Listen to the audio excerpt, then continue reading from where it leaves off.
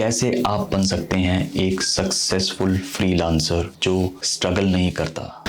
आपने कभी इंटरव्यू दिया है, वो जो वॉक इन टाइप के होते हैं जहाँ पे पूरी भीड़ लगी होती है, बहुत सारे लोग इंटरव्यू के लिए आते हैं, जॉब लेने के लिए आते हैं, किसी के पास ज़्यादा एक्सपीरियंस है तो किसी के पास आपसे बेटर डिग्री है, और आप वहाँ बैठ के ये सोचते हो यार कि मैं इससे आगे कैसे निकलूँगा। फ्रीलांसिंग भी कुछ ऐसे ही वॉक इन इंटरव्यू की तरह है जहाँ बहुत सारे लोग एक ही क्लाइंट को बिड कर रहे हैं या पिच कर रहे हैं अपना काम, और आपको उनसे स्टैंड आउट करना है। आप में कुछ होनी चाहिए ऐसी बात जो क्राउड से आपको स्टैंड आउट करे, आपको एक एज दे। और अगर आप ध्यान से सोचो तो फ्रीलांसिंग में तो ये और भी डिफ़िकल्ट काम है, बिकॉज अगर आप जॉब इंटरव्यू के लिए जाते हो तो आपने अगर इंटरव्यू एक बार क्रैक कर लिया तो कम से कम 6 महीने, 1 साल, कुछ साल तो आप उस जॉब में रहोगे।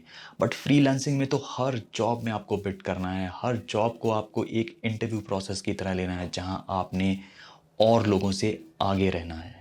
अगर आपके पास कोई एज नहीं है, आपके पास कुछ ऐसा नहीं है जो आपको अलग स्टैंड आउट करता है, तो आप भी भीड़ का हिस्सा बन जाओगे। तो जब आप भीड़ का हिस्सा होते हो तो आपको अलग दिखने के लिए प्राइस कम करना पड़ेगा। और ऑनेस्टली स्पीकिंग, प्राइस कम करने का ऑप्शन तो सबके पास है, पूरी भीड़ के पास है, तो उसमें भी आप जीत नहीं पाओगे। It's not sustainable.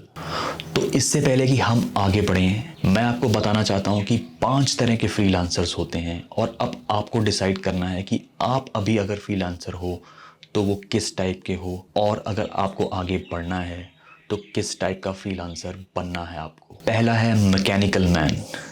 With all due respect, it's like being an Uber driver. मतलब अगर आपके पास अच्छे ड्राइविंग स्किल्स हैं, आपके पास ड्राइविंग लाइसेंस है, तो आप एक ऊबर ड्राइवर बन सकते हो। दूसरा है हैंडीमैन, जो कि सबसे नियरेस्ट है, क्लाइंट के पास अवेलेबल है, वही उसका सबसे बड़ा प्लस पॉइंट है। तीसरा है क्राफ्ट्समैन। ये ऊपर की दोनों की ऑप्शन से थोड़ा सा बेटर होता है क्योंकि इसका जो स्किल लेवल होता है उससे थोड़ा सा बेटर होता है। और चौथा होता है यूनिक, मतलब जिसको सब नाम से ढूंढ रहे हैं, जिसको सब नाम से पहचानते हैं। और पांचवा रिमार्केबल, द अल्टीमेट वन, जिसको सब काम से जानते हैं और उसका काम बोलता है। अगर आपको फ्रीलांसिंग करनी है तो आपको होना पड़ेगा या तो यूनिक या फिर रिमार्केबल, और खुद से ये पूछना पड़ेगा कि यार कहीं मैं फ्रीलांसर इसलिए तो नहीं बनना चाहता क्योंकि ये आसान है एक नॉर्मल जॉब से, क्योंकि ऐसा नहीं है। सो बी रिमार्केबल ताकि क्लाइंट आपको ढूंढे। लेकिन अब कैसे बनना है ये रिमार्केबल फ्रीलांसर, उस पे आते हैं। देखो, अगर आपको रिमार्केबल फ्रीलांसर बनना है तो आपको कुछ एसेट्स बिल्ड करने पड़ेंगे, कुछ चीज़ें चूज़ करनी पड़ेंगी जो कि आपको रिमार्केबल बनाए। तो क्या है ये एसेट्स जो आपको बिल्ड करने हैं? आपको बिल्ड करना है एक ब्रांड।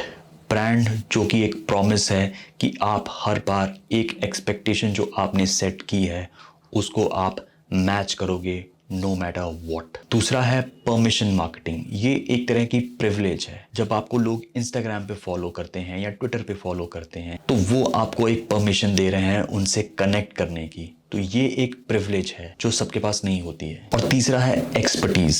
जिस काम को आप जानते हो, जिस काम के लिए आप फ्रीलांसिंग कर रहे हो, उसमें आपकी होनी चाहिए एक्सपर्टीज। जब ये तीनों चीजें आप बिल्ड करते हो तो ये बनते हैं आपके एसेट्स जो आपको बनाते हैं रिमार्केबल। वर्किंग विद क्लाइंट्स, तो आपको ऐसे क्लाइंट्स की तरफ ही जाना है जिनके पास एक प्रॉब्लम है और उस प्रॉब्लम को आप सॉल्व कर सकते हो। और मोर इम्पोर्टेंटली, ऐसे क्लाइंट के साथ काम करने का कोई फायदा नहीं है जिसके पास बजट नहीं है, जो पैसा खर्च नहीं करना चाहता है।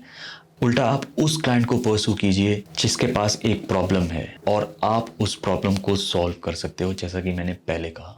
और क्लाइंट के साथ डील करते हुए आपको ये भी जानना पड़ेगा कि किस क्लाइंट को आपको फायर करना है या काम नहीं करना है। वो क्लाइंट जो आपकी रिस्पेक्ट नहीं करता या आप पे ट्रस्ट नहीं करता। अगर आपको लगता है कि आप एक ऐसे क्लाइंट के साथ काम कर रहे हो, आपको ऐसी फीलिंग आ रही है कि वो आपकी बातों पे ट्रस्ट नहीं करता है या आपके काम पे उतना ट्रस्ट नहीं है, फायर दैट क्लाइंट। और अगर आपको फ्रीक्वेंटली क्लाइंट्स को फायर करना पड़ रहा है तो इसका मतलब प्रॉब्लम आप में है। आपको अपनी क्लाइंट डीलिंग के ऊपर थोड़ा सा काम करना पड़ेगा। और लास्टली, क्लाइंट के साथ डील करते हुए पावर ऑफ लिसनिंग के ऊपर ध्यान दो। अपनी पावर ऑफ लिसनिंग बढ़ाओ। सुनो कि क्लाइंट क्या बोल रहा है, क्लाइंट्स के क्या प्रॉब्लम्स हैं, क्लाइंट्स के क्या फियर्स हैं, और उन फियर्स को आप कैसे दूर कर सकते हो, उन प्रॉब्लम्स को आप कैसे दूर कर सकते हो। क्लाइंट मेजरली 2 ही चीज़ों के लिए हायर करता है, या तो उसका कोई डर होता है या फिर उसकी कोई प्रॉब्लम होती है। तो आप जितना उनकी बात सुनोगे, कम बोलो, सुनो ज़्यादा। अब स्ट्रैटेजीज पे बात करते हैं। सबसे पहली बात, सक्सेसफुल फ्रीलांसर्स कभी भी इस चीज़ के ऊपर रिलाई नहीं करते कि I will be there at the right place at the right time, क्योंकि ये होती है लक वाली बात, और हर बार लक आपके साथ चले ये ज़रूरी नहीं है। आपको काम करते रहना पड़ेगा, क्लाइंट्स लेके आते रहने पड़ेंगे, और आपको वहाँ रहना पड़ेगा जहाँ पे क्लाइंट्स हैं। और मेरा दूसरा पॉइंट भी इसी के साथ जुड़ा है। बहुत सारे फ्रीलांसर्स ये गलती करते हैं कि वो वेटिंग मोड में रहते हैं, वो वेट करते रहते हैं कि क्लाइंट्स उन तक आएंगे। आपको कॉन्टिन्यूसली ये एफर्ट लगाते रहना है कि आप क्लाइंट तक पहुँचें। आपको अपनी डेली एक्टिविटीज़ में एक चंक ऑफ टाइम ऐसा डालना पड़ेगा जहाँ पे आप क्लाइंट्स को सर्च कर रहे हो या क्लाइंट को आउटरीच कर रहे हो। ये चीज़ बहुत सारे फ्रीलांसर्स मिस कर देते हैं। और लास्टली आपको समझनी पड़ेगी कस्टमर की LTV, लाइफ टाइम वैल्यू। आपको अपने क्लाइंट्स के ऊपर इन्वेस्ट करना पड़ेगा based upon their LTV।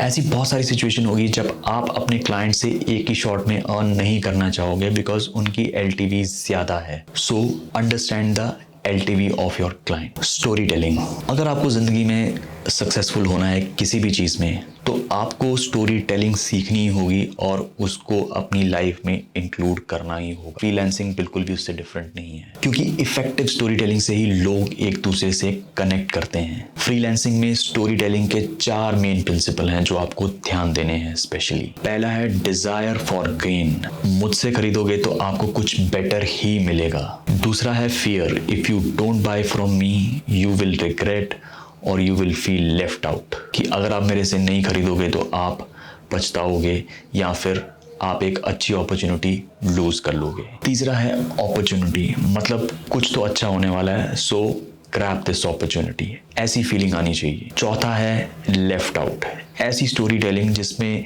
Client को ऐसा लगे कि वो पीछे छूट जाएगा, he will be left behind. तो ये चारों ही जो प्रिंसिपल्स हैं, ये जो चीज़ें हैं, ये एक इमोशन छोड़ती हैं, एक इमोशनल फीलिंग लेके आती हैं जब आप स्टोरी टेलिंग में इन चारों में से किसी एक को इंक्लूड करते हो।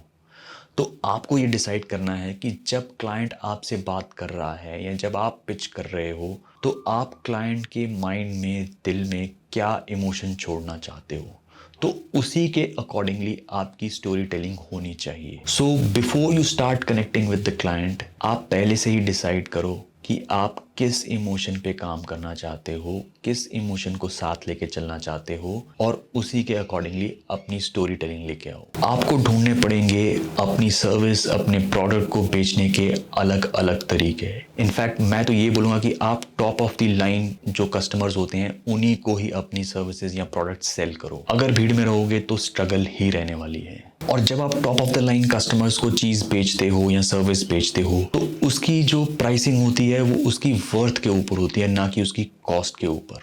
आपको ये कभी नहीं भूलना चाहिए कि अगर आप 1000 रुपए की चीज़ दे रहे हो, तो क्लाइंट के माइंड में, कस्टमर के माइंड में उसकी जो वैल्यू है वो कम से कम 1200 रुपए की होनी चाहिए। तभी कस्टमर आपसे वो चीज़ खरीदेगा, तभी क्लाइंट आपकी सर्विस लेगा। Always charge based upon the worth. अगर उसके लिए अगर आपको कुछ क्लाइंट छोड़ने भी पड़े तो छोड़ दो। अब प्राइसिंग की बात कर रहे हैं तो एक छोटा सा टॉपिक और पकड़ लेते हैं कि क्या मुझे फ्री में काम करना चाहिए एज ए फ्रीलांसर अगर मैं स्टार्ट कर रहा हूँ। देखो यार, आपको फ्री का मतलब समझना पड़ेगा कि फ्री का क्या मतलब है। मतलब कि मैं बिल्कुल कोई पैसा चार्ज नहीं कर रहा हूँ, या उसके बदले में मुझे कुछ एक्सपोजर या फिर कोई रेपुटेशन बिल्डिंग एक्टिविटी हो रही है मेरे लिए। वो हर सिचुएशन में फ्री का मतलब डिफरेंट रहने वाला है, और आपको ये आइडेंटिफाई करना है कि अगर कोई आपसे फ्री में काम मांग रहा है तो उस सिचुएशन में आपके लिए क्या अपॉर्चुनिटी है। क्या फ्री का मतलब यहाँ पे है कि no money, no exposure, no reputation builder, no prestige, तो मे बी आपको फ्री में काम नहीं करना चाहिए।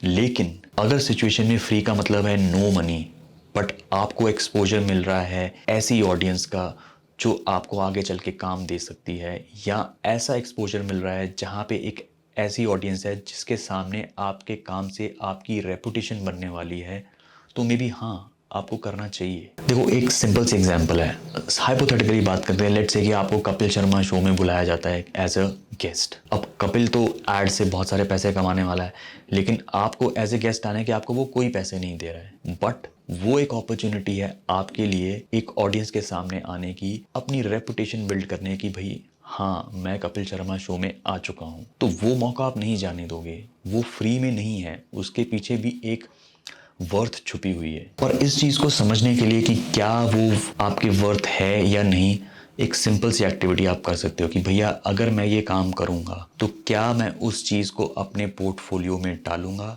या नहीं, क्या उस चीज़ को मैं अपनी वेबसाइट में हाईलाइट करूँगा या नहीं। अगर किसी के साथ काम करने से आप उस चीज़ को हाईलाइट कर सकते हो अपनी वेबसाइट के ऊपर, अपने पोर्टफोलियो में, तो आपको डेफिनेटली करना चाहिए। और वहीं अगर दूसरी तरफ किसी के साथ आप फ्री में काम कर रहे हो और वो अपना नाम आगे चिपका रहा है और आपका किसी भी किस्म का कोई भी एक्सपोजर नहीं आने वाला, इनफैक्ट आप अपने पोर्टफोलियो पे भी नहीं डाल सकते, तो मे बी आपको नहीं करना चाहिए। और लास्टली, प्रो फ्रीलांसर के पास कौन सा इक्विपमेंट है, कौन से टूल वो यूज़ करता है, ये बिल्कुल मैटर नहीं करता। मैटर ये करता है कि काम करने के बाद क्लाइंट के माइंड में आप क्या फीलिंग छोड़ रहे हो, क्या इमोशन छोड़ रहे हो, क्योंकि क्लाइंट उसी को याद रखने वाला है। बाकी जो जेनरिक फ्रीलांसर्स होंगे वो तो वही कम प्राइसिंग, मेरे पास लेटेस्ट गैजेट है, इन सब चीज़ों से अपने आप को सेल करने के ट्राई करते ही रहेंगे। But you being a pro freelancer, आपके लिए ये सब चीज़ें मैटर नहीं करेंगी। आपका क्राफ्ट, आपका आर्ट, आपकी एक्सपर्टीज़ ही सामने रहने वाली है और वो क्या फीलिंग छोड़ती है, क्या इमोशन छोड़ती है। आप मुझे बताओ कमेंट्स में आपका क्या फ्रीलांसिंग का एक्सपीरियंस है, या आप कौन से फ्रीलांसर हो और कौन से बनना चाहते हो। इस वीडियो की मैंने पूरी डिटेल्ड चीट शीट भी बनाई है जो कि मैं अपने फ्री न्यूज़लेटर पे शेयर भी करता हूं। अगर आप इसकी डिटेलिंग में इंटरेस्टेड हो तो आप मेरे फ्री न्यूज़लेटर को ज्वाइन करो। मैं हर मंथ ऐसी ही चीज़ें शेयर करता रहता हूँ। आज के वीडियो में इतना ही। I will see you in the next one.